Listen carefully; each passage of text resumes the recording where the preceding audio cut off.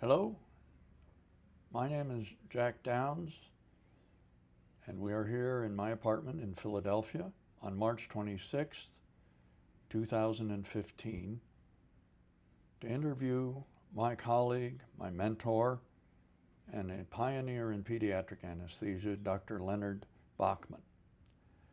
Dr. Bachman was born in 1925 in Baltimore, Maryland. His career led him in various paths through medicine and anesthesiology, and he became my mentor at the Children's Hospital of Philadelphia starting in the early 1960s. Thank you, Jack. You always did exaggerate about my accomplishments, but I appreciate it. Anyway, I grew up in Baltimore, Maryland, in West Baltimore, in a lower middle class enclave of Jewish immigrants. The people in that little neighborhood, and that's what we called it, were mostly factory workers, clerks, storekeepers. None of them were college educated.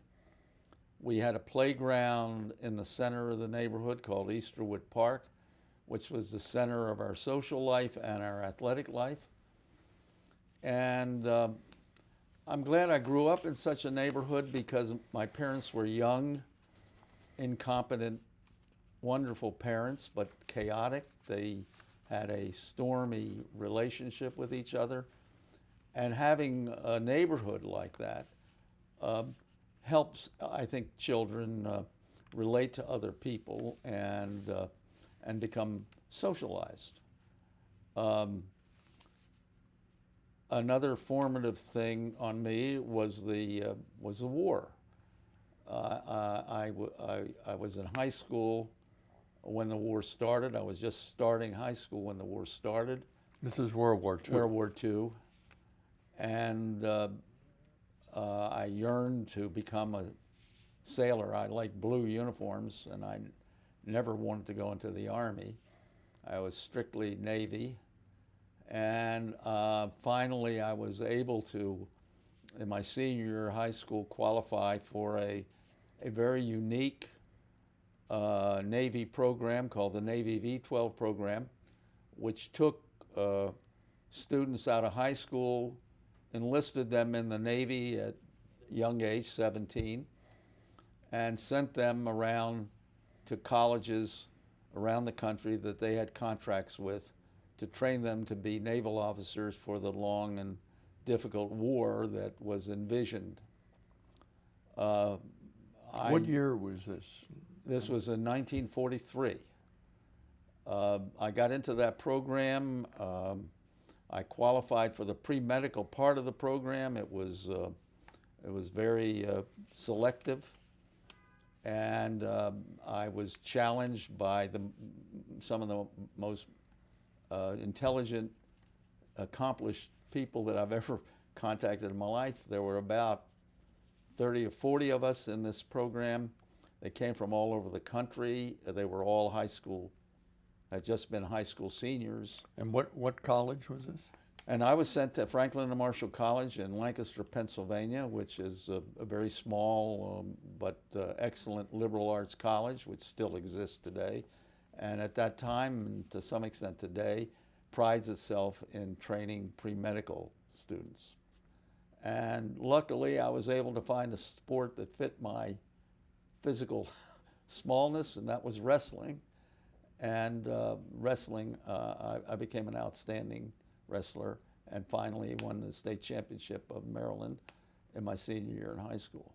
What weight class were you in? 115.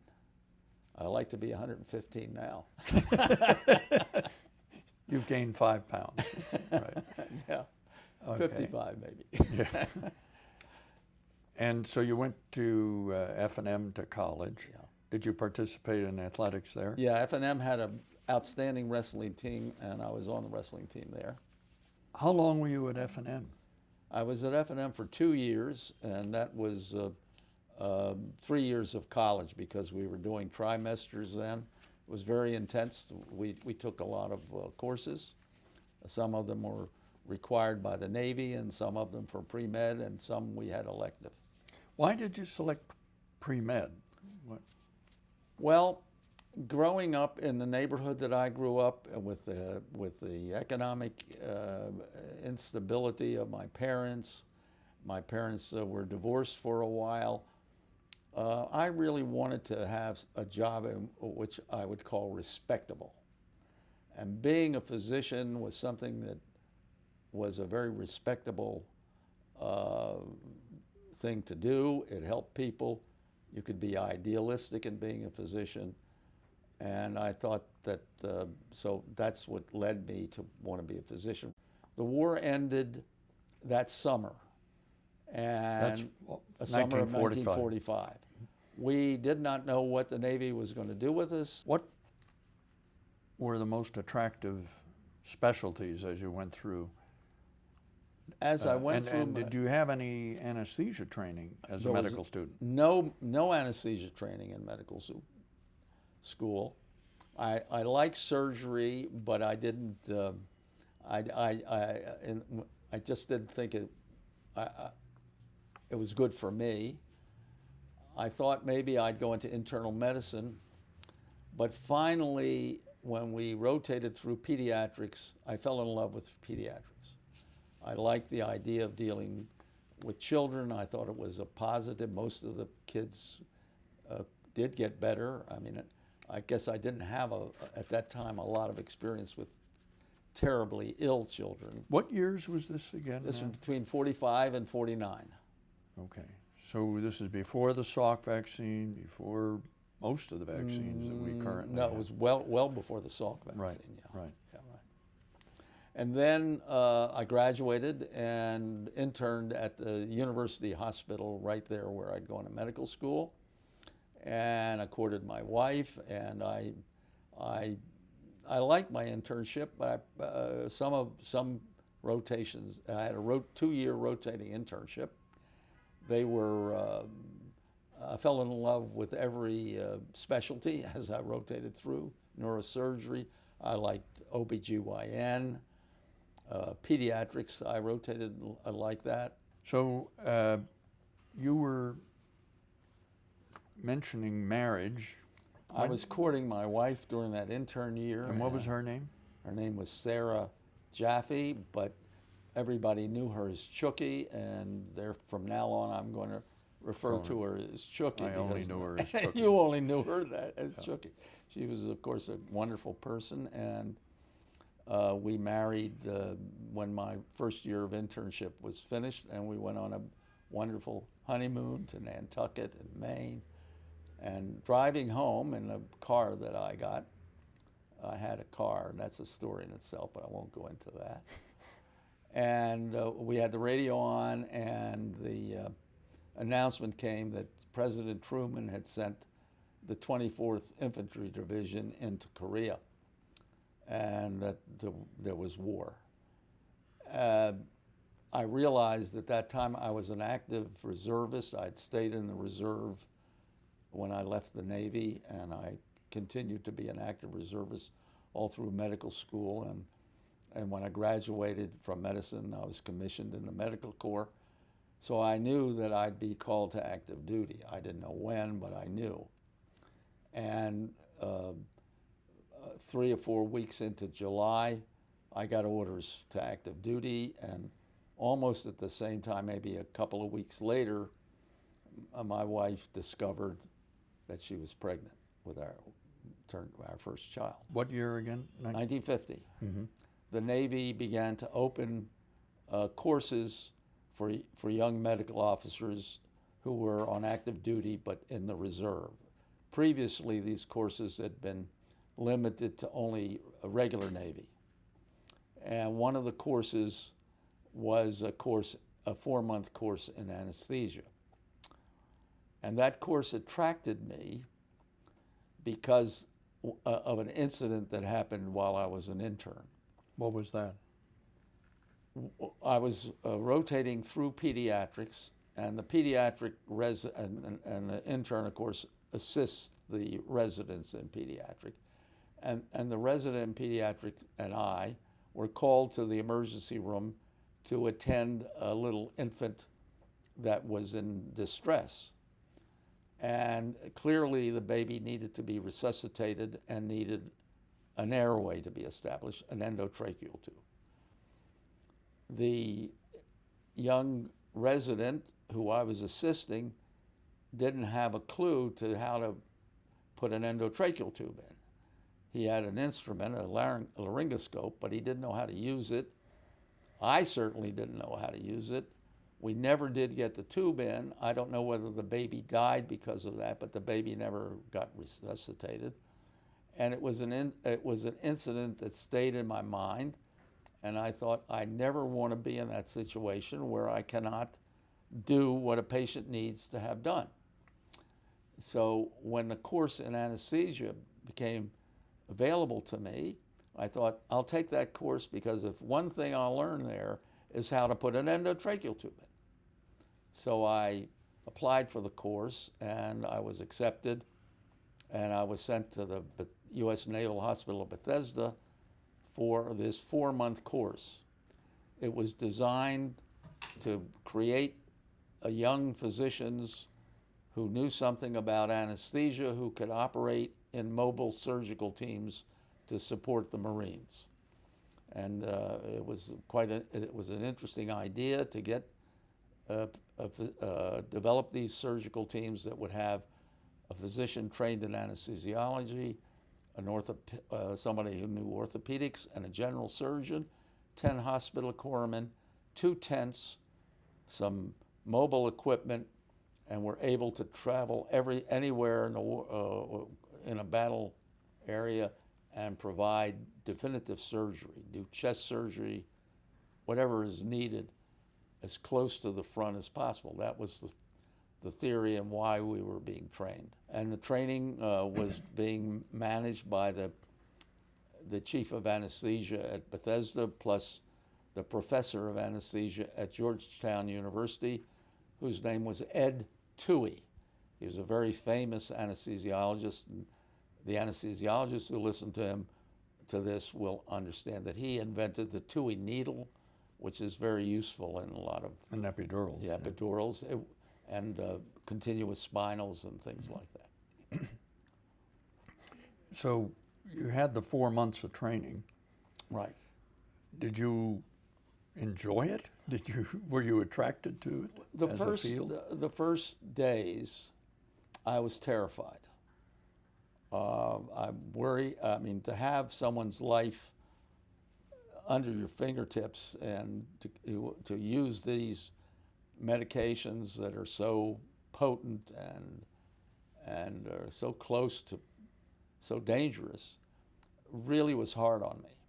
I also worried that I did not have the manual skills to be able to do a lot of the little things that have to be done in anesthesia. And I remember the first couple of days I came home and I said to my wife, this is not for me, not for me.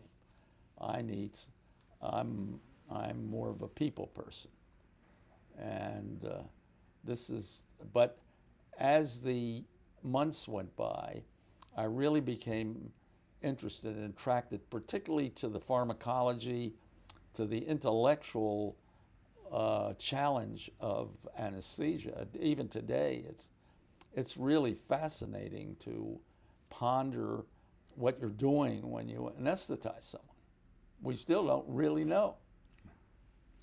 And so by the end of the 4 months, I was really beginning to enjoy it. What agents and techniques were you being instructed to Well, use? we used a lot of pentothal, and curare, detubo curare. And often we performed the induction of anesthesia with a mixture called Baird's solution, where we mixed, I think it was 5 cc's of curare at that time, which I'm not trying to figure out how much curare was in, maybe 20 milligrams of curare, with 15 cc's of 2.5% pentothal in a syringe, and injected it. It's potent. And then you could intubate the patient and so on. That was the way we did our inductions. And then, did you use semi-closed method or to and fro? After we did the induction, we'd of course bag the patient with oxygen, put a endotracheal tube in, and then we would do semi-closed using nitrous oxide and oxygen. Sometimes we do a closed technique, circle technique, with cyclopropane. That was in rare cases. With the nitrous oxide, did you use ether? Not too often down at in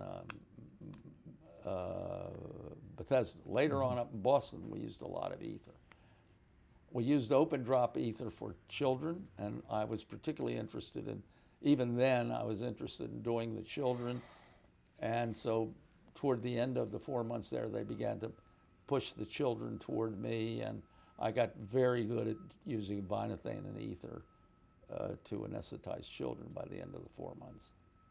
So at the end of the 4 months, what happened? Well, at the end of the 4 months, the truce talks started over in Korea, and the level of casualties was not as intense as it had been earlier in the year.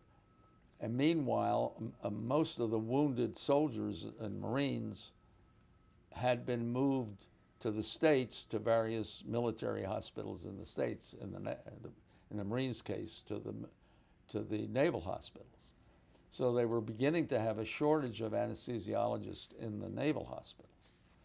So they farmed us out to the various naval hospitals to wait and see whether they were going to need us in Korea again, or at least to help the anesthesia manpower situation in the Navy hospitals. They sent me to Boston, which was really great for me. I always wanted to go to Boston. At the time, it was considered the Mecca for American medicine, and it proved to be the case for me. The department at the Chelsea Naval Hospital was run by a young anesthesiologist who had trained under Rovestein, who was very enthusiastic. We had consultants. What was his name, do you recall? Warren Ash. Mm-hmm. The consultants we had were Henry Beecher from Mass General would come over. He's a legendary figure. That was my first introduction to him. I later got to know him quite well. And then Bob Smith, who was the chief of anesthesia at the Boston Children's, came over, and we went to conferences at those institutions, and it was extremely stimulating environment in anesthesia for me, and it solidified a decision that I made at that time to go into anesthesia as a specialty, and particularly to combine it with my interest in pediatrics. I was encouraged in this by Bob Smith, who felt that my interest in pediatrics and would coincide with pediatric anesthesiology. And the question is, where would I do my training? Because my Navy time gave me some training in adult anesthesia, but it was only a year, and at that time you had to have 2 years. Actually, it was a little over a year. And he decided to offer me a position at Boston Children's Hospital as a fellow/resident for 1 year. So you really were the first pediatric anesthesia fellow. Right, that's so correct. To speak. Yeah. Yeah. And how did you find the atmosphere and the Well, Children's Hospital was a Children's? great atmosphere. I mean, there was this marvelous surgeon who had a dour personality named Robert Gross. He was very famous. He and Dr. Ladd were the pioneers of pediatric surgery. They wrote the definitive textbook of pediatric surgery called Ladd and Gross. He was the first person to operate around the heart when he did the first patent ductus in 1938. And he was kind of a legendary figure around the hospital, kind of dour. He didn't talk to people much. But one day in the doctor's dressing room, I was putting on my tie, and I was making a Windsor knot, much like the one, beautiful one that you have on today. And he watched me make that Windsor knot. And he said, "How do you do that?" Well, here I was, a junior anesthesia resident, teaching the famous surgeon how to make a Windsor knot. Bob Smith was a very wonderful person to work under, very stimulating. His personality was different than mine. He was much more introverted than I was, but he encouraged me all the time, and we did some, and he encouraged me to write, and I wrote my first paper there. In medical school, I had an interest in renal physiology. There was a man named Homer Smith who published an absolutely landmark book called Renal Physiology, and for some reason that book fascinated me. In fact, I bored my fiance with excerpts from that book for months, but she put up with it. Anyway, he encouraged me to write a paper in which I researched all of... This was Bob Smith. Bob Smith. Yeah. In which I researched all of the literature that talked about the effect of anesthetics on renal function, kidney. And I wrote that paper. It was the first paper that I had published. And it was published in Anesthesia and Analgesia while I was there.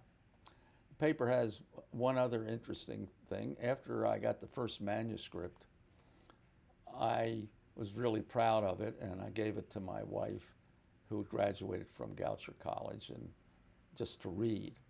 Well, she, which I didn't know at the time, we were literally almost newlyweds, she was a really accomplished editor and writer.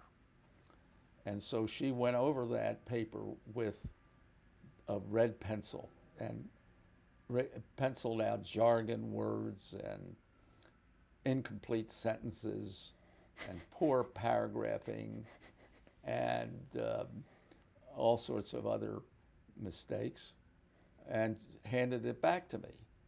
Well, I was mad as anything, and we had our first real row as a married couple over that.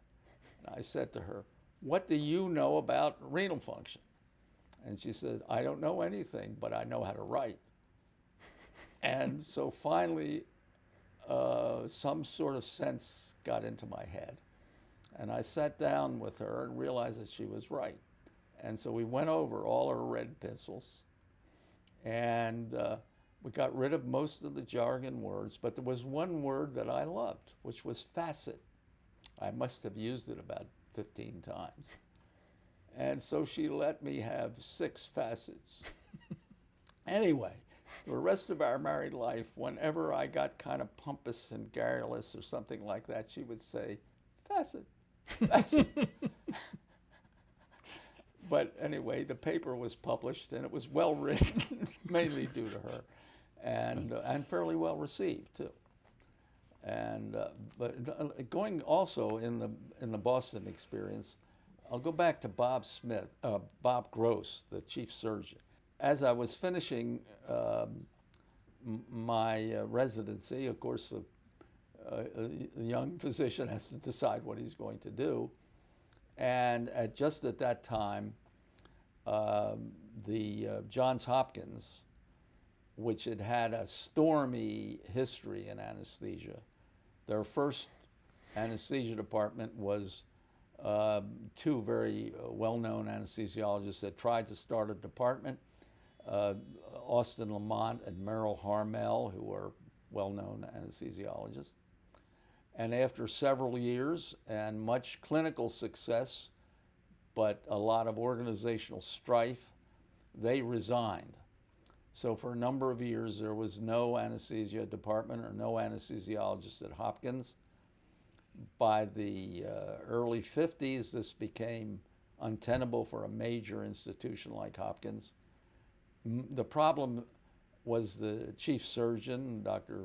Alfred Blaylock, who resented anesthesiologists and didn't really want to work with them.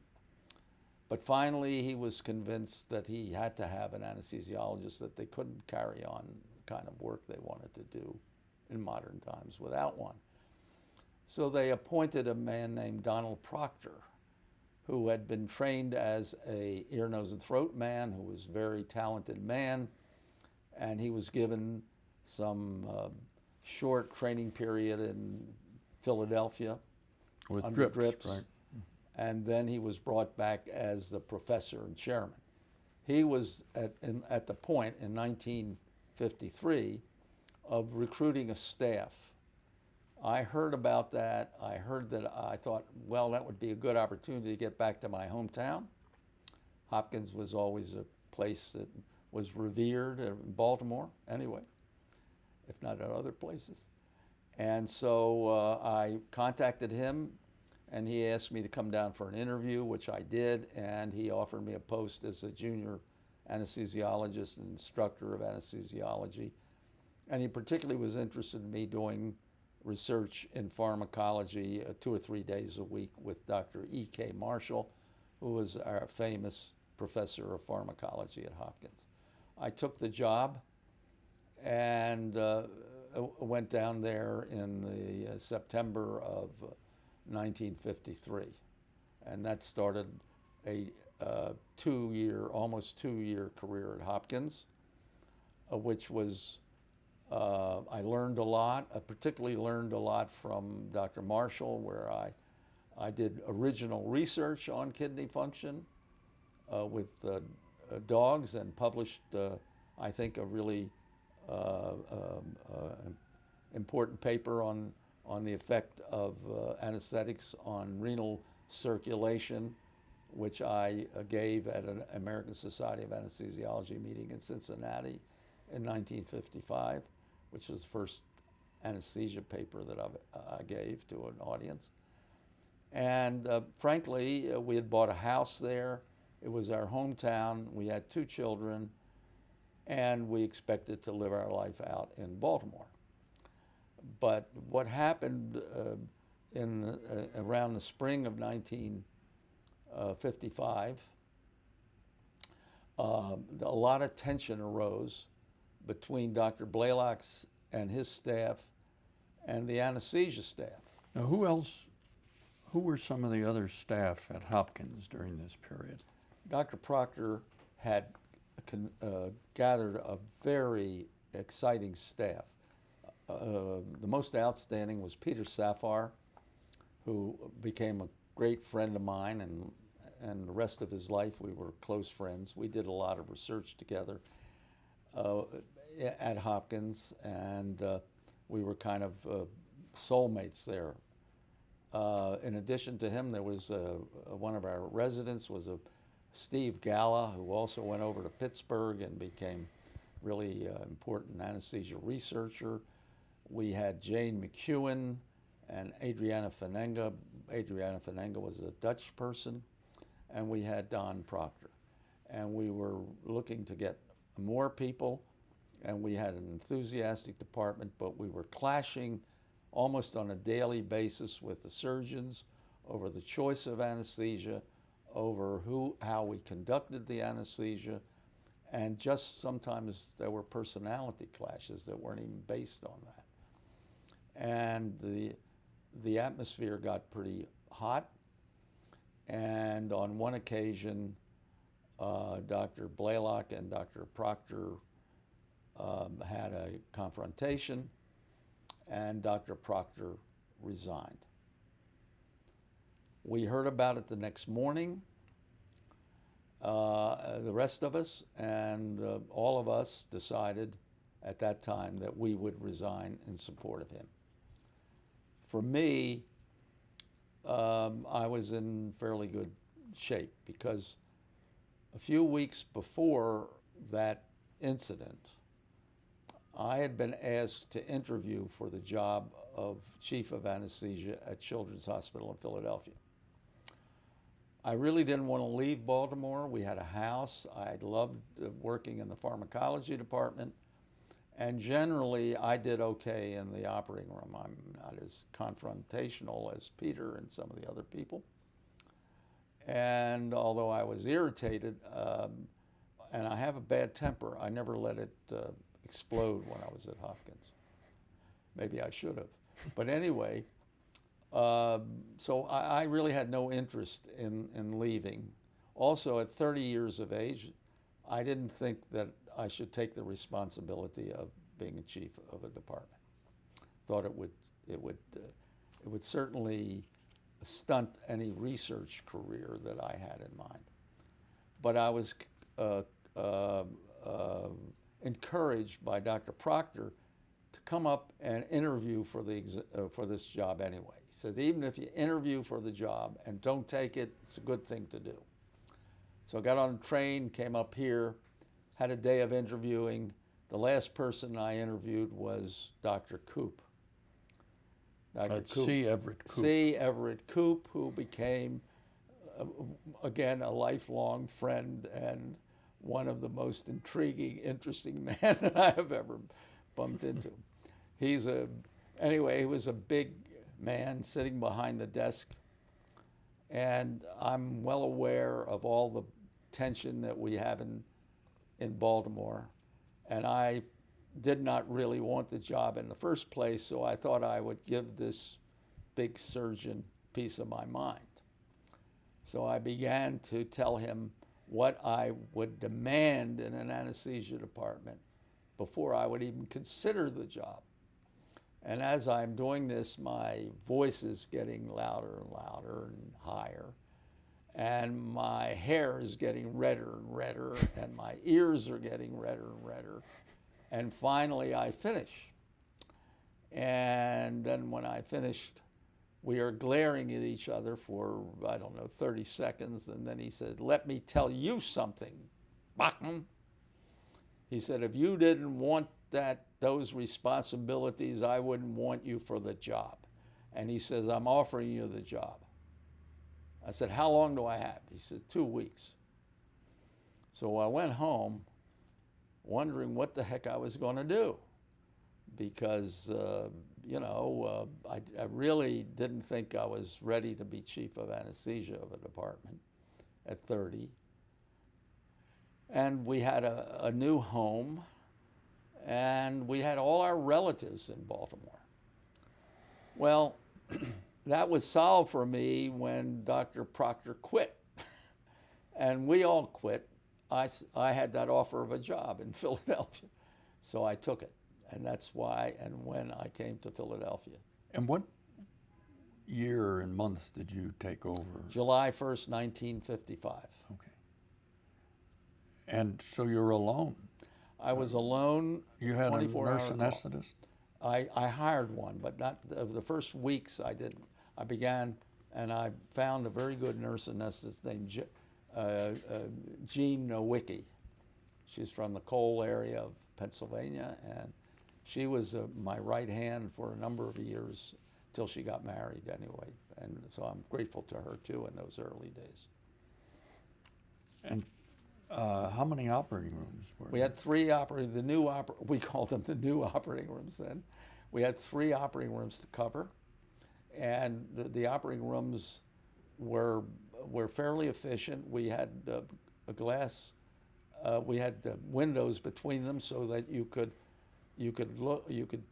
supervise 2 cases at once. If you had resident and 2 residents working, you could look at one and look at the other and try to supervise. So you had the Penn residents? We had the Penn residents. When I said I was alone as far as staff people, yeah.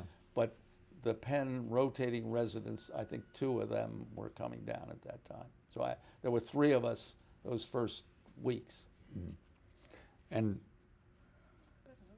what about acquiring other staff? I would think every other night or every night call might be a bit taxing. It was for 2 years. It was. I did have an experiment with a staff that was a person that was recommended to me by a doctor at Columbia, Papper, recommended one of his people who were finished, and she did not work out. She was there for 4 or 5 months, and she didn't work out and left. And that was a good experience because I realized that the most important thing I was going to do was to pick people. That it would be better, and I still believe this, to have nobody and work twice as hard or 3 times as hard than have the wrong person. So I became very selective. There were lots of candidates that came through, and I got to be very selective. I didn't select anybody, and it took me another year. It was 2 years really without anybody, until one day Al Freeman walked down the hall, and I found my associate, and he turned out to be, outstanding, as you well know. I recall Al Freeman when I was a rotating resident, and he and you were the most compulsive anesthesiologists I had ever seen. And I'd had some experience at the University of Indiana and there when I was an intern, and then of course in the DRIPS program. But I must say that both of you were models of what is now considered appropriate safety procedures in the OR or in the ICU. And you both were way ahead of the curve, I think. Well, thank you, but we never consider ourselves as compulsive. Looking back over my behavior, I realize now that I'm compulsive. But at the time, we did not think that either one of us would be compulsive. But he did not have a compulsive personality. My personality is a little bit that way. No, but his practice. But I taped in an endotracheal tube, and he untaped it. Oh, yeah, if you didn't tape it in right. and taught me how to do it correctly. Right. Anyway, he added a lot to the department, and he also added a lot to the social aspect of the department, because he always had a smile on his face or some sort of joke or something like that. So it was just nice having him around the department. So he was a great addition. What about your relationship with Dr. Drips? Well, Drips, generally over the years, it was good. And he did give me some recognition by eventually appointing me to a full-time tenured professor position, which was appreciated. But I frequently disagreed with him about philosophy. And since I was at Children's, I could pursue my own philosophy because I was far enough away. And one piece of advice that he gave me, which I disagreed with and didn't follow, was he said when I first got down there, being alone, he said, there's no way that you can cover all the clinical needs of that department. You're alone. So he said, don't worry about it. If you're going to attract people and you're going to have a good department, it'll be by research. So if you have to neglect the clinical support to further your research, do it. Don't worry about the clinical thing. Well, personally, my personality wouldn't let me do that. If you have a patient come in and they need an anesthesiologist, you can't say, well, I'm doing research today. And we didn't do that, and we didn't probably do as much research, particularly in those early days, as would have made us get a bigger reputation. But everybody, and we never did completely cover the clinical needs in those early days.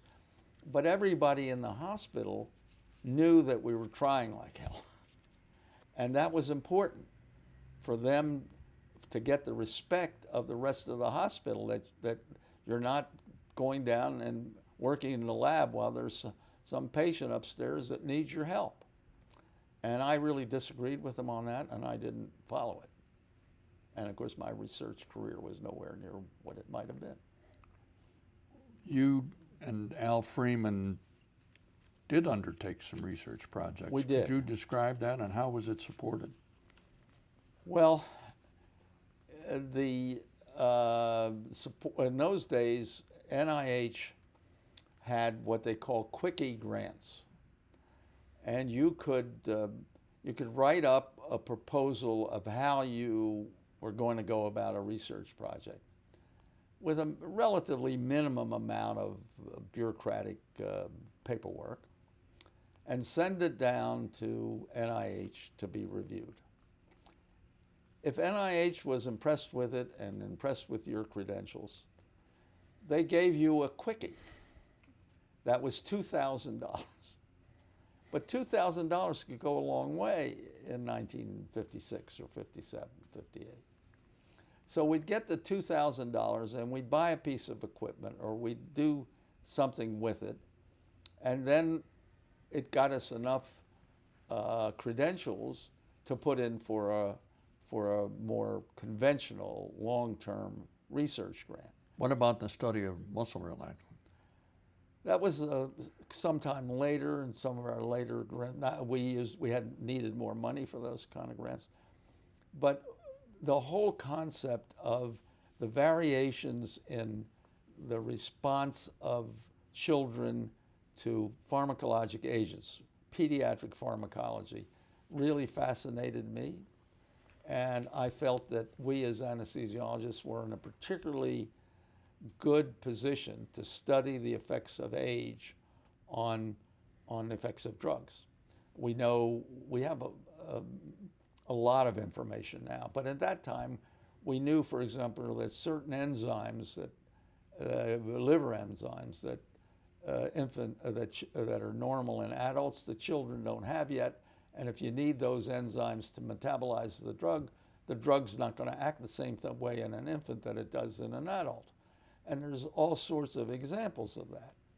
And we wanted to study that. And one of the drugs that we studied was muscle relaxants. Muscle relaxants were being used in children as well as in adults. And we felt that there might be some difference in their responses. And so we set up clinical research to study that question. And that was funded by the NIH? Yes, that was funded by NIH. Did you the anesthesiologist perform the resuscitation? Around the hospital? Yeah, we did all of it. Yeah. At any location? Yeah, wherever they called up. We might be doing a case, and we had to run, somebody had to run down to a floor and do a resuscitation, right. Now, did Dr. Coop start a neonatal ICU? Yes. You recall what that was about? Well, he felt that that infants were not getting enough care after he did his big operations for tracheoesophageal fistula and the other neonatal operations. And so he thought that they would go just to a general baby ward. They would go to a baby ward. And he felt that if they went to a specialized place where you could have specialized nurses that knew what they were doing, and that he'd had a resident who would be on that they would do better. And so he had a lot of juice around the hospital, and he set that up. We were very supportive of him, but of course we were just, we participated in it, but we didn't have a lot to do with it. When I rotated through in 1960, it was only 3 beds. Right, it was a small thing. And you were very involved in the care, you may or may not remember, of a postoperative infant following repair of tracheoesophageal fistula who had an aspiration pneumonia and was being mechanically ventilated with a bird ventilator. I probably did that, yeah. Yeah, and I babysat that one night, alternating with a surgical resident. And I remember because the baby was extubated in a couple of days and did fine. And that was very impressive. And then by the time I came back, it was a 12-bed, real neonatal intensive care unit. I think but- I think the chick was a pioneer in that. Yeah. Uh, what about, here you are alone and then with a small staff. What do you think are the characteristics of a leader, which certainly I view you as, and all my colleagues that trained with you view you as, versus a good clinician, a fine clinician? Well, a good clinician is very valuable, but it's not the same as a leader.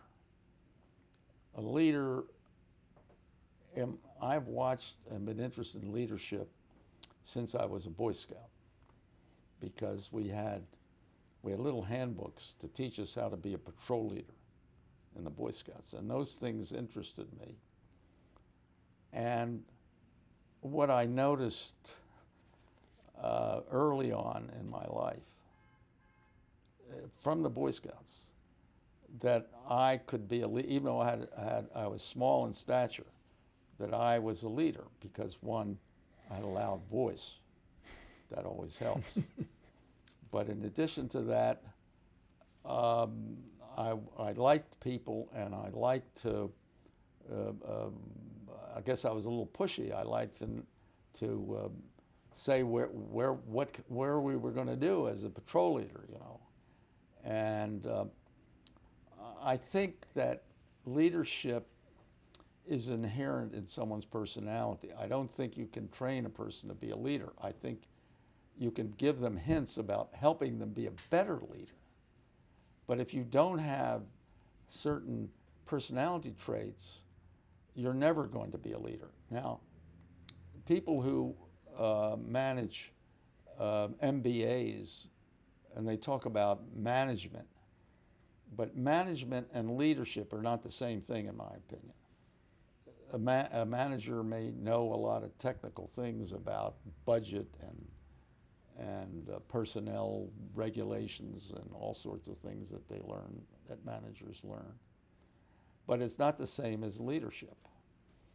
And particularly leadership of medical institutions. Of course, I'm interested in leadership of medical institutions. And one idea, which has been around a long time, is that you really don't need to know anything about medicine to be a leader of a medical institution. If you have an MDA, or you've been the head of a corporation or something like that, you can be the leader of a medical institution. I don't happen to agree with that. I think that basically a medical institution is a service institution. You are really providing personal services, nursing, medicine, technicians, and so on. And therefore, you're leading hundreds, if not thousands, of people. And if you don't have any empathy for them, and you haven't yourself had any training in any of that, of what they do, it seems to me it's hard for you to lead them.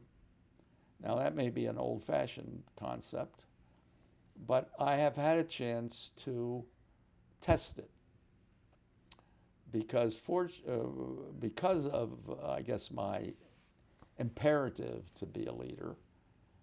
You know that I ran for Congress in 1964, which is another part of my life.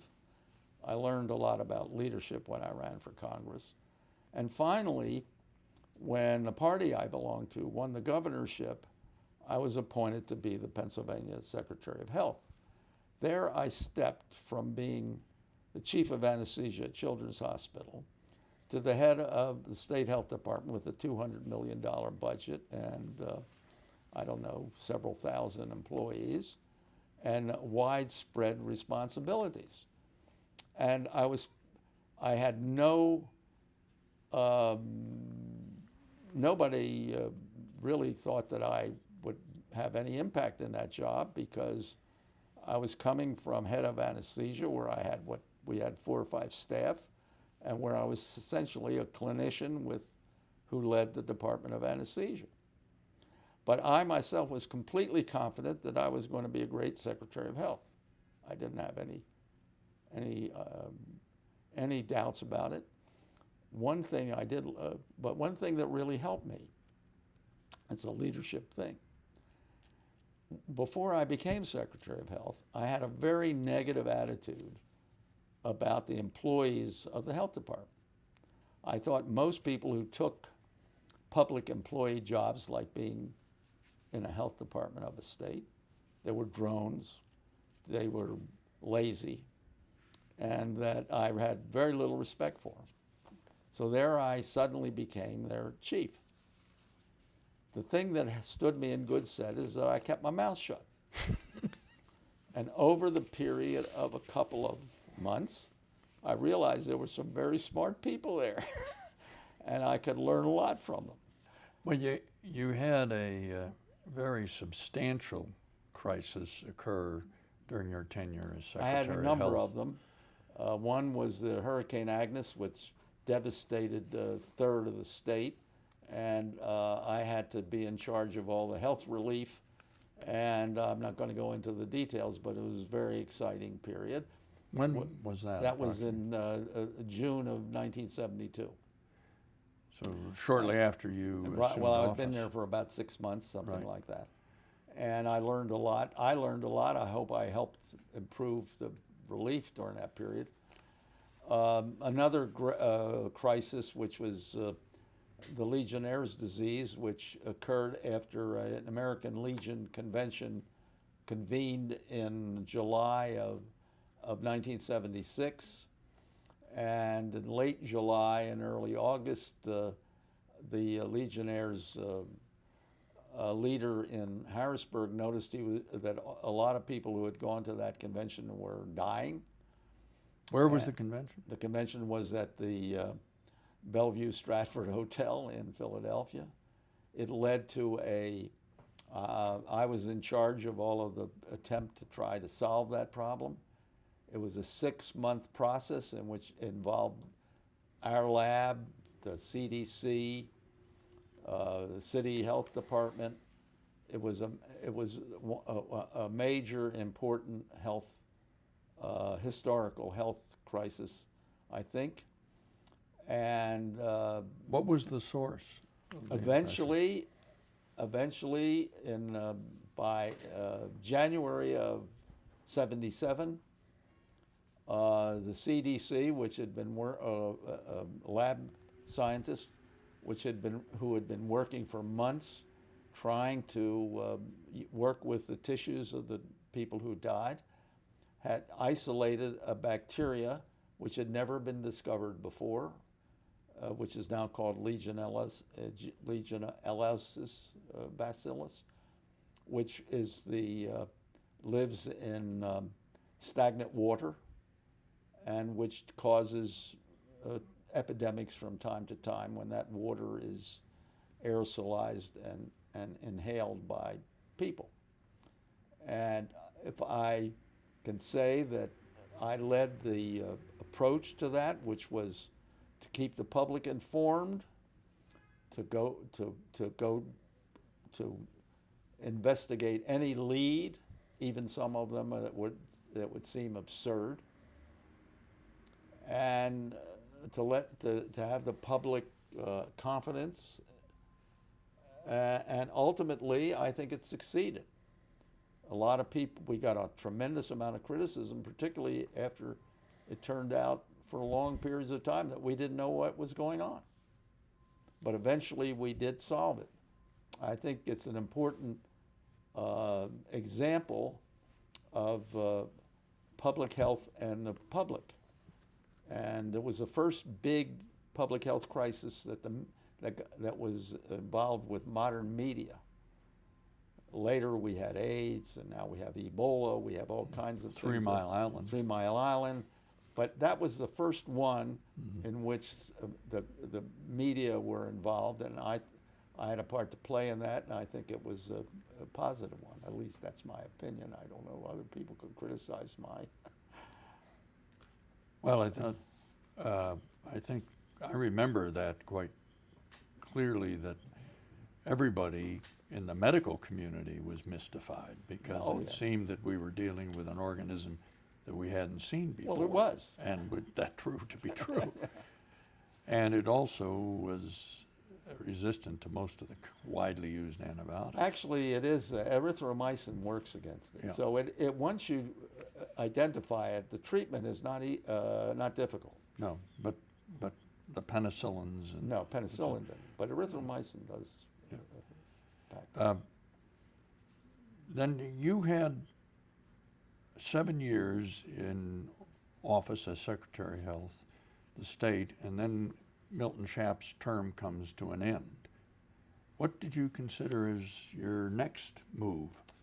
Well, I had a number of different, I wouldn't call them options, but a number of different leads that I pursued.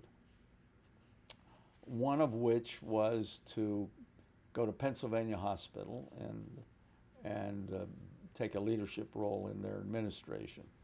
And That was at the invitation of who? Bob Cathcart. The problem that turned up there, and then I could move back to Society Hill where I'd lived before and take up my life. Mm-hmm.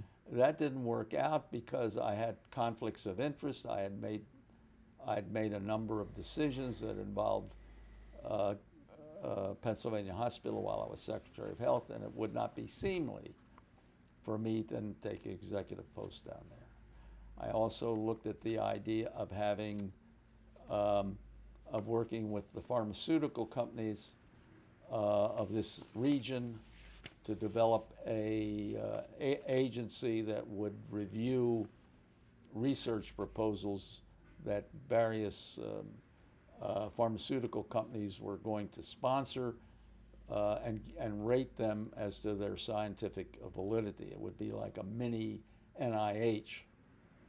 And that ultimately, although one CEO was very, very enthusiastic, Smith, Kline, and French, the rest of the companies really were worried about having an outside company review their research. So that didn't go anywhere. I was asked to go down to Washington and lead the effort to revitalize and modernize the U.S. Public Health Service hospitals. I took that post and became a commissioned officer in the Public Health Service. I have to say that after I'd taken that post, Bob Smith retired that year. And I was offered the post of chief of anesthesia at Boston Children's. And went up there, and I actually accepted that post for a couple of months. I don't know whether you know this or not. I didn't know that. Yeah, I went up there. I knew you were looking at it. Yeah, well, I actually accepted it. And when I went home, I began to think, first of all, they did not have a good staff, so I would have had to I'd had to do the same thing I did at Children's and spend years trying to build the staff up again. Secondly, I had been away from clinical anesthesia for, I don't know, 10 years or so, pushing 10 years. And I thought, without a staff, if I had a good staff, I could break myself in clinically. But with no staff, I would try to do exactly what I did at Children's, which would be do most of it myself. But by this time I was 20 years older, 30 years older, and I was 10 years out of the clinic. And I thought, I'm going to get a call at 3 o'clock in the morning to do some open heart case that's going south, and I'm not up to it. And I didn't want to put myself in that position. And secondly, I had been a tenured professor at Penn, and although the dean of the medical school wanted me to become a full professor at Harvard, there was somebody in the anesthesia department that said that you can't bring somebody in as a tenured full professor. And I was a little irritated that they were bringing me in as an associate professor when I'd been a tenured professor at Penn. So putting it all together, I decided to call them up and say no. That's frank. And then, what did you Well, ultimately do? I really enjoyed the 2 years that I spent trying to reform the hospitals, and then President Reagan was elected, and his Well, no, when did you join the U.S. Public Health Service? I joined it in '79 Okay, so you went after in the this, Carter administration. Okay, and this was after After you we decided against Boston Children's Right. or Pennsylvania left, Hospital. right. Then you, Well, I had already gone to Washington when Children's Hospital offer came through. So if I'd have taken the Children's Hospital, you were already I in was the already public health. down. I see. Okay. And what was your title and role there? I was a flag officer, and I was director of the U.S. Public Health Service hospitals and clinics. In the Commission Corps. And I was a flag officer in the Commission Corps. Yeah. And what was that role about with the director Well, of hospitals? it was very fascinating because it was to take 8 hospitals who were around the country, plus 27 clinics, staffed by public health service personnel, and make them, they had originally been created for the merchant marine, but they were taking on all kinds of other functions in their communities. And the idea was to make them really good examples of full service government hospitals. Now, who had they served up to that time? Well, they always served the merchant marine, Right. but we had contracts with the armed forces, so in places where the armed forces did not have medical facilities, they used ours. Mm-hmm. We also served the Coast Guard and their dependents and personnel, and we served all kinds of other federal beneficiaries. Plus, in our communities, we served the underserved. You mean people with no government Right, relationship? right. And would It's a these very be fascinating job. Medicaid patients or uninsured? We took Medicaid and uninsured, and under me, we began to collect and begin to finance it with Medicaid and Medicare and insurance. Mm-hmm. And so we began financing, we got up to almost 40 to 50% of our finances from outside sources, not the government. And then we thought we were developing a model. We had some very imaginative people there. Again, I found wherever I've been a leader, I found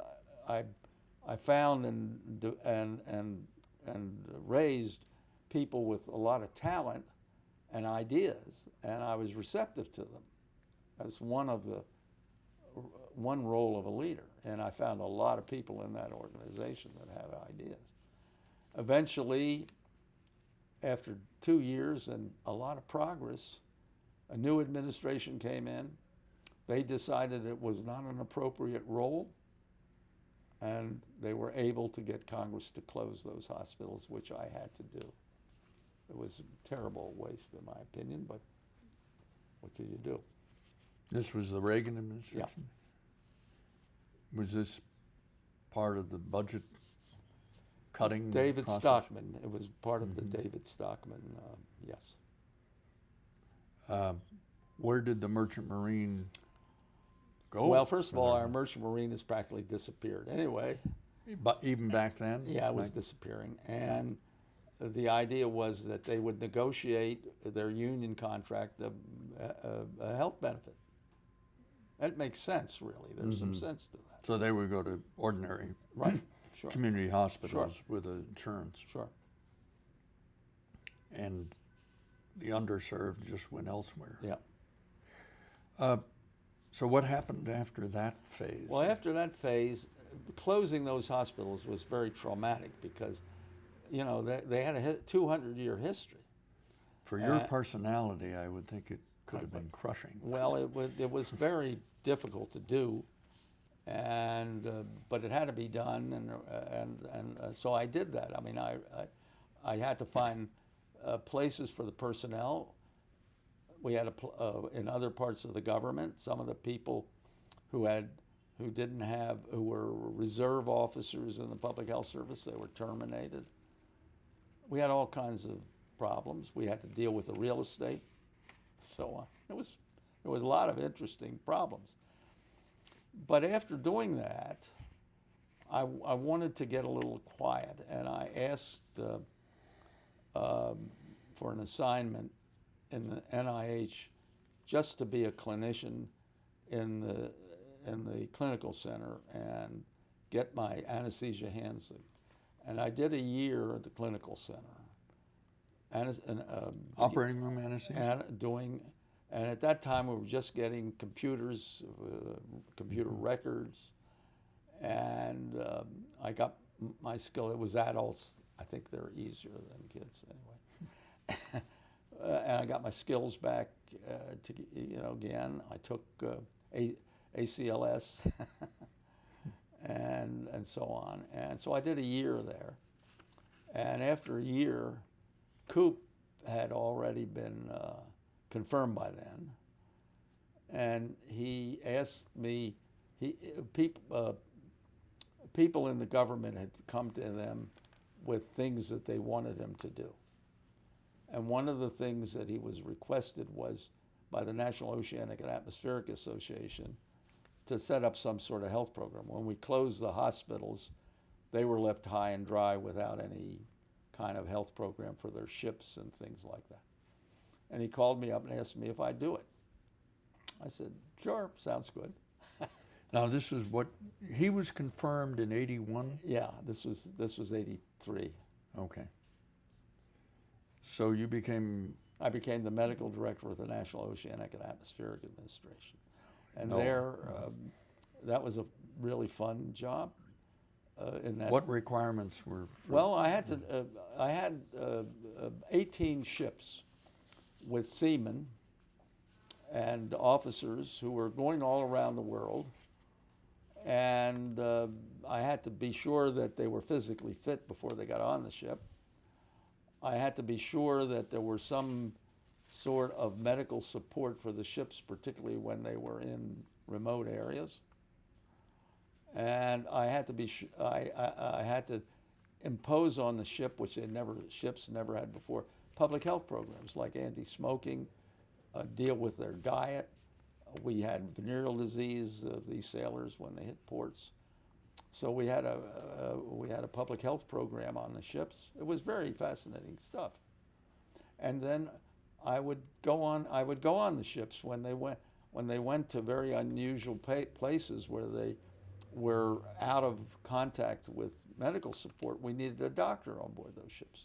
So once a year I would take a 3-month cruise on one of those ships to some exotic place where we would do research, and I'd get seasick and so on, but it was fun. Did you take Trookie with you? No, but sometimes she met me at an exotic port. Uh-huh. And didn't you train in hyperbaric medicine too? Well, as the National Oceanic and Atmospheric Administration has a lot of divers. In fact, each ship has a complement of divers because a lot of the research involves diving. So the head of the diving program was so pleased that we had a medical director, and he asked me if I would work on diving and become qualified as a medical officer. Well, I thought, first of all, I think it's close to anesthesia. It has a lot of physiology that's used in diving is germane to the kind of stuff that we use in anesthesia. Plus, diving itself is a real fun thing to do. So first they trained me as a diver. It was a 4 or 5 week course that I had to take in Seattle, where I took it. And I qualified as a diver. And then I began to really learn. We had a diving medical review board that reviewed all our accidents. We would have 1 or 2 accidents a year. And you know who was on my board? Your mentor. Chris Lambertson? Chris Lambertson. So I connected up with him again. You didn't know that, huh? No. I connected up with him. He was on our diving medical review board. So when we had an accident, I would I would prepare the cases and send. We didn't actually meet, and send them around so that we could have a full report of why the accident happened. And These are accidents. medical. I mean, regarding- diving accidents. Somebody had an incident regarding regarding air embolism. something and like that, either air embolism or even bends or something. You know. What, in addition then to some interesting travel, did you have medical responsibilities for the health of those sailors while at sea? And Absolutely, that's the job. who delivered the health care Okay. on board? Okay, if each ship had a medical technician who had when I came there, they had a variety of training. Some were trained, some weren't. One of the things I tried to do was have a uniform training program for those medical technicians, and also uniform equipment and pharmacy that they would have on board. Second, I tried to put public health service nurses on some of the ships, particularly, again, the ones that were larger and were going to more remote places. And I did. I improved the care. We also developed, this was also very imaginative. It wasn't me so much, but I accepted it. I mean, I went after it. And that was radio medicine, telemedicine, the beginning of telemedicine. There was a company in Maryland that was providing radio medical support with doctors who would get on the radio with a ship in a remote part of the world, and the technician or the nurse would explain the symptoms, and we even could transmit an EKG by then. Mm-hmm. And then the doctor would give advice, and that would be, 24/7, all over the world. And so we developed that contract and program. How many years were you in that position? About 5. Mm-hmm. And then Coop said that he had launched an effort to revitalize the Commission Corps, to change its approach, to change some of its management. And he wanted me to come aboard and help in that, which I did. And so I came on his staff at that time. The last 3 or 4 years on the Public Health Service, I was on his staff, and I was the Chief Medical Officer of the Public Health Service. Was that also during the George H.W. Bush administration? It was, no, because Chick left, it was right before the H.W. Bush administration. So he left at the end of the Reagan Right. administration? I stayed for a year or two after he left. In my retirement physical, they found that I had prostate cancer. And that knocked me for a loop. It was already not operable. And up to that point, I had never had anything wrong medically in my life. I guess I was pretty lucky. I was 67 years old. I'd never been sick in my life, and then suddenly I'm a patient. It certainly did knock me for a loop. I had metastases, and I kind of moped around for a month or two. And then I called up a friend at NIH and told him my story, and I said, "What's going on over there?" And they had a program over there for somebody just in my situation, had no treatment at all, had metastatic prostate cancer. And I went over and talked to the guy that ran it, and he said that I fit the criteria perfectly. And basically it used an old drug that had been used as a against parasites, a drug called Freeman, which was extremely toxic. And it had been abandoned because it was so toxic. But How do you spell it? Freeman, S-E-R-A-M-I-N, Seramin. Anyway, somebody was doing some bench research using all kinds of agents that are something like Ehrlich did back in the 1920s. And they found in vitro that this agent really was good against prostate cancer cells. So they thought it might be a very good chemotherapeutic agent for prostate cancer. But they also felt that with modern techniques, they could titrate the dose carefully enough so that you could miss the toxicity. Since it was so new, they also would give the person with my diagnosis hormone therapy at the same time, which they did. I got the Seramin over in the spring of '93 after I retired. Okay. Len, so you have this toxic drug. Well, Was I had it all of effective? the side effects of the drug. And hormone therapy. And besides the depression of having that disease. And I went through a year or two of really not accomplishing very much. I got a lot of support from my wife. Anyway, one day I was kind of euchred into going on, taking an 11-year-old boy on a fishing trip on my boat, which I hadn't used. I have a boat up in Maine in my summer home. And the boat had not been used since I got sick. But it was still there. It was on a mooring. And this kid was trying to catch fish with a little toy fishing pole. And I walked down the beach and I said, "You can't catch any fish like that." You know, I kind of teased the kid, which I usually don't do.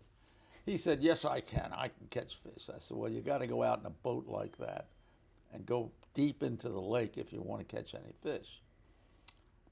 So then I said to him, "I'm going to take you out tomorrow morning."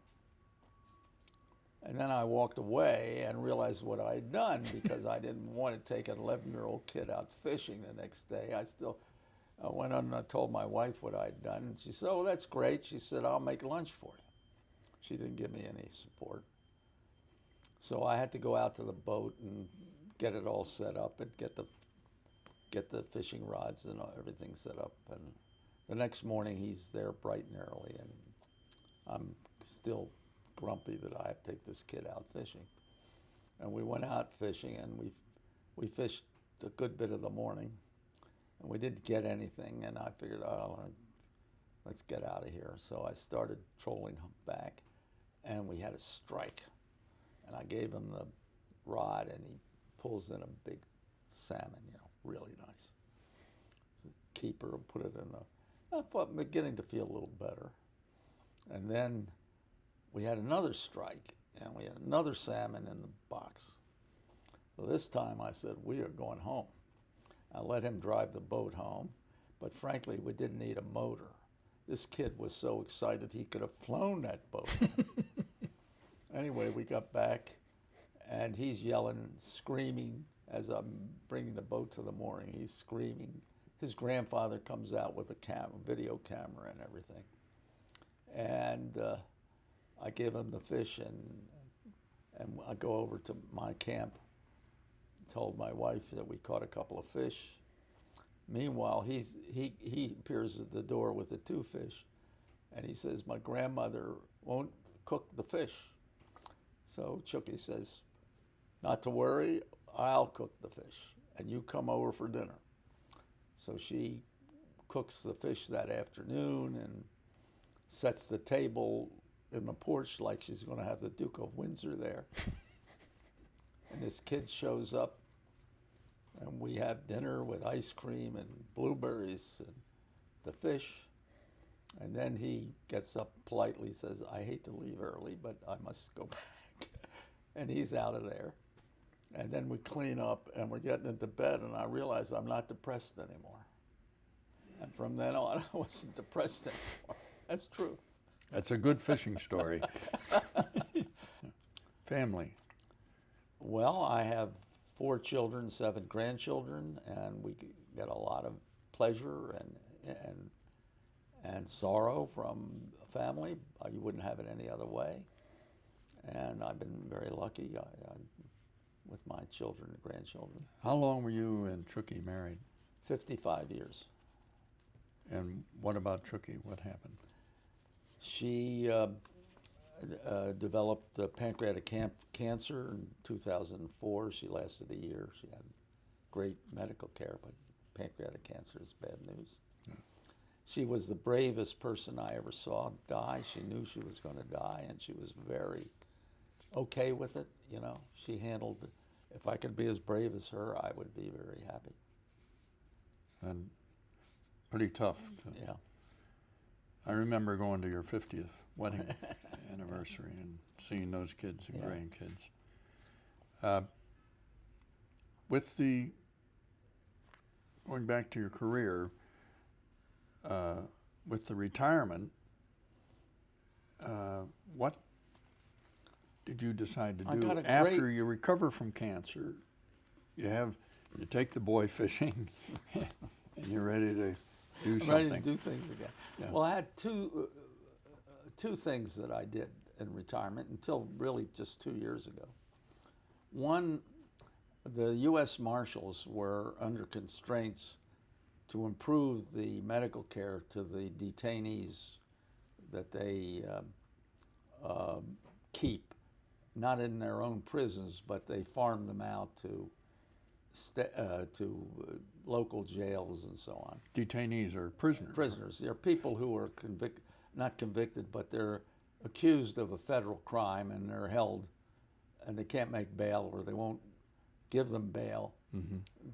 They're held and remanded to the custody of the U.S. Marshals. The U.S. Marshals have to take care of them. By the way, how old are you at this point? Well, I'm probably in my late 70s, something like that. 70, 75, something. Yes, 70, 75. Okay. Well, it was maybe 77, something like that. Okay. So anyway, they needed a medical consultant to create a program for them, and I found it very interesting, and I did that until a couple of years ago, really. Also, I volunteered for a number of years at the Naval Hospital. I stayed credentialed for a while. In their pain clinic, I thought that would be something that a retiree could do. Where are you living? And I live in a senior living facility, which I call the Old People's Home, which management does not like me to refer to it as that, but of course that's what it is. And I have a lovely companion that I met there that we spend a lot of time together trying to figure out interesting things to do. Great. And what's coming up in May? My 90th birthday. Thought I'd bring that out. Okay. There's one thing that I don't want to try your memory here off the cuff particularly, but I just wanted to get on the record some of the individuals who were fellows, and there are many that I don't have on here, during your tenure as chief of anesthesia. Yeah. And these are people I know about. There may be others. All of them, I don't. When I was a rotating resident, Martha St. Pierre was a fellow, and very kind to me and very good. And I don't know if she immediately after fellowship, but eventually became the chief of anesthesia at the Children's Hospital in Louisville. Mm-hmm. David Tony Nightingale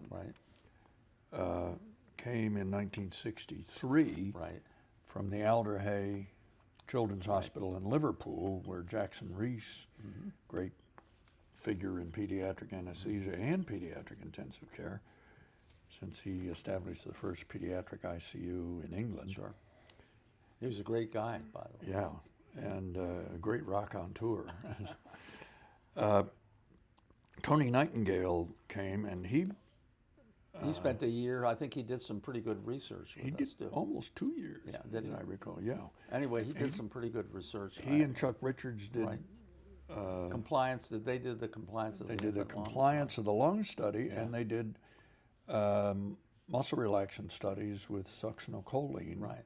showing the age distribution, or the age difference, Right. which probably was more related to That was fluid Nightingale, right, the size of the extracellular fluid compartment Right. than anything else. But they showed clearly the need for a higher dose Sure. initially. That was a with good it. paper. And then he introduced to The us Jackson-Rees method. the Yeah. Jackson-Rees did. method, nitrous oxide, oxygen curare, Right. and small doses of narcotic. Right. And the thing is that they did IVs on these awake patients Yeah, in order to do that, and they got very skilled at slipping in tiny a little tiny scalp needle. vein needles. Right, Yeah. right. And I think that was a really good technique And, to learn. And hyperventilation, which Yeah. subsequently was shown to be not so good for the brain, but right. certainly quieted the babies down. Well, we knew some things, and some things that we were sure of are not true today. So Yeah. we have to be humble about what we think is absolutely right. To right. our knowledge, we didn't do much damage with that.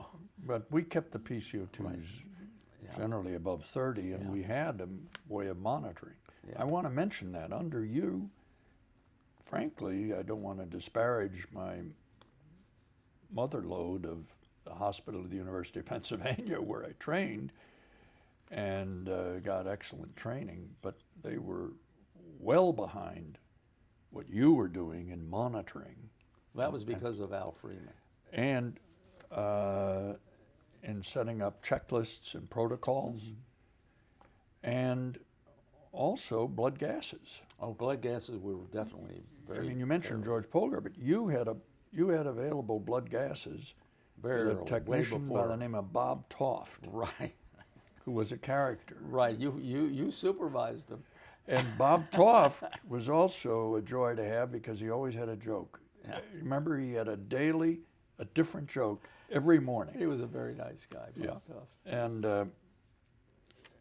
And then you also got me, because you still needed 5 cc's of blood to do a single determination of pH, PCO2, and PO2. Right.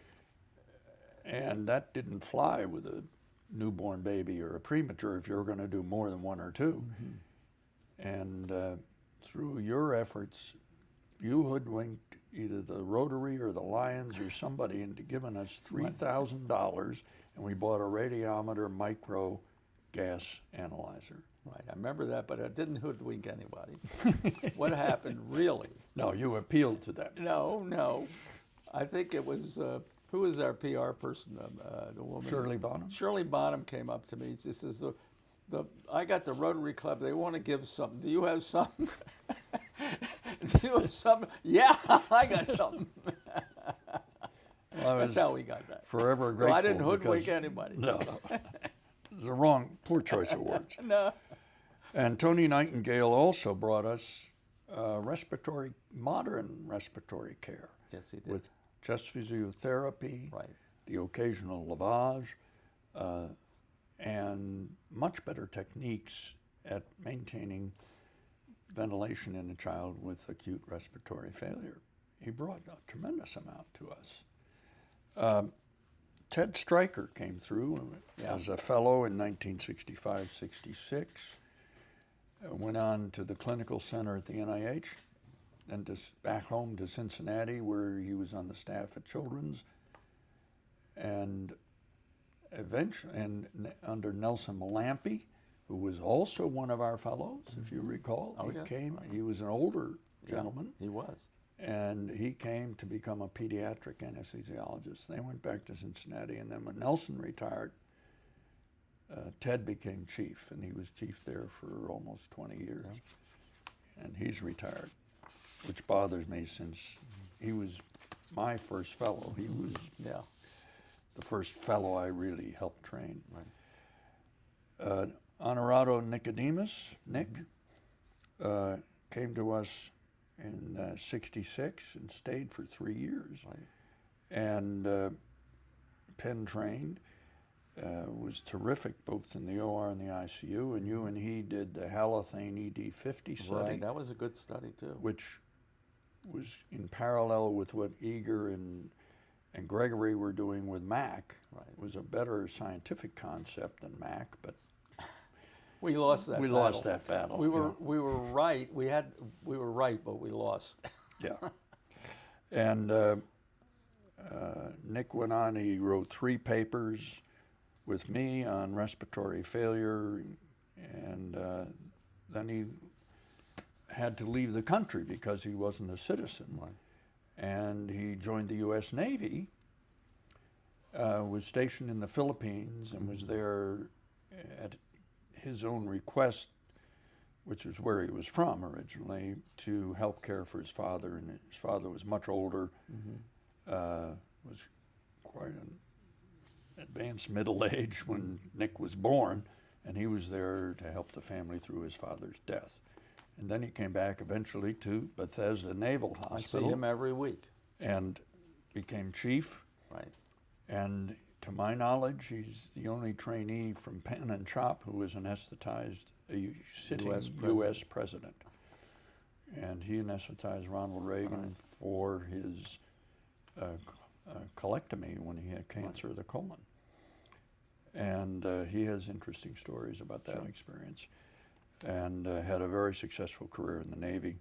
And he's still practicing at Georgetown. No, but actually, he's a contract physician in the Navy. Is he? And I see him every week. Oh, well, he was at Georgetown. He was, but he retired. He retired from Georgetown because he was a professor at Georgetown. Yeah. And then Russ Rafferty, Russell C. Rafferty, trained at Penn and was in the Navy and during the Vietnam War on a hospital ship on the Constellation. Then came back and was a fellow in '68, '69, and then stayed on our staff. And by then we had a PICU. He was very active in cardiac anesthesia and in the pediatric ICU. And then when you left in January of '72, he became director of the ICU position I had held. And of course, we still have a great, we met him, we had dinner with him last night. And we had dinner with him last night. He had a fabulous career as one of several former fellows who served as president of the Society of Critical Care Medicine and as a Critical Care Medicine Society's delegate to the AMA, still has that role. He's 77, I think. He's a young fellow. Yeah. And we're still in touch. So those are just, and then we had Norig Skip Ellison do fellowship with us. Stayed on the staff for a year, but then went back to head up cardiac anesthesia at the hospital at the University of Pennsylvania. Ultimately became president of the ASA. And in your tenure, you had some I did. notable people. And I come through. interacted with a lot of great people all my life. I was lucky in that. Yeah. Now, talking about interactions, there's one person who was a neighbor of yours in Society Hill and a neighbor of yours in Maine that Became might my be best friend. Might be worth mentioning. Okay, well, Who had a somewhat successful career. this fellow is Barry Bloomberg that Jack is referring to, and we bumped into each other through our families down in Society Hill, and he is a research physician with career at NIH and Fox Chase, and he's famous because he won the Nobel Prize for discovering the virus that causes hepatitis, as well as a vaccine that would combat it. So he is really one of the great physicians of the 20th century, one of the great discoveries of the 20th century, and he happened to be my best friend. And we had a lot of good times and adventures together. We never had a professional connection, although a couple times I drew blood for him in some remote corners of the world. And one thing, I guess, to quickly characterize him is that I've never seen a person more curious in my life. He was curious about any kind, anything, but particularly natural phenomena. And we did a lot of outdoor camping together. Everything that he saw, not only was he interested in, but he recorded. So at night, when we had a hard day of hiking and we're in a tent together, he had his flashlight out and his notebook, and he was putting down everything we had seen that day. And if he couldn't remember, he'd hit me in the ribs and he'd say, "Len, what was that flower we saw? Where was that bird we did?" Because he had to have that in his diary. It was the most amazing thing, and it's no wonder that he was able to accomplish so much as a scientist. And I encountered him a couple of times socially, and one time we were standing around I was playing the piano and he was there with my wife Joanne, and he said, "Can you play any country music?" I really didn't have any country music in my repertoire, and Joanne looked and she said, "Do you like country music?" And he said, "Very much, that's my favorite genre." And she says, "Thank God I'm vindicated," because she loved country music, and in certain social sets that was looked upon as not high class. I like country music. I do too, okay. but she said if a Nobel laureate likes it, it can't be all bad. But I'm wondering, as you look back, Len, and we got to wrap this up. Yeah. As you look back, what do you see as your major accomplishments in a professional career? Obviously, family is a tremendous priority, but this is for the medical audience. I would say my work at Children's Hospital and my leadership of the State Health Department. I think those are my two greatest professional accomplishments. And you also had a rather interesting career there in the public health service afterwards. Right, I enjoyed that, but I don't think I don't look at that as as the greatest accomplishment. Mm-hmm. I liked, for example, the National Oceanic and Atmospheric. Loved that work, but I was having such a good time, I couldn't believe that it was real work. Wasn't enough suffering? Okay. Well, I view the entirety as a wonderful accomplishment, and I'm so grateful that I had the opportunity to train under you and then to become your colleague and friend. Well, thank you for all you've done and for all you are, and the feeling is absolutely mutual.